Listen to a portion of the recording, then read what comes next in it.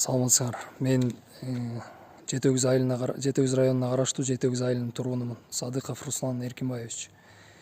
Менин кайрылуум өткөнкү видео обращение боюнча да. Мен азыр кандай десем, азыркы абалды көрүп туруп,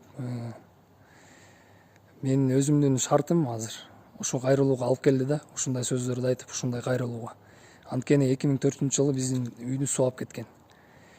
Ошондон бери ата энем палаткада жашайт. 10 кишилик палатка берген, эмчегеси ошол палаткада күн өткөрүп келет. Ал бир. Экинчиден өзүм медикмин.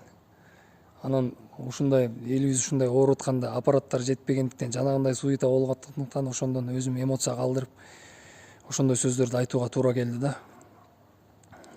Ал үчүн кечирим сурайм.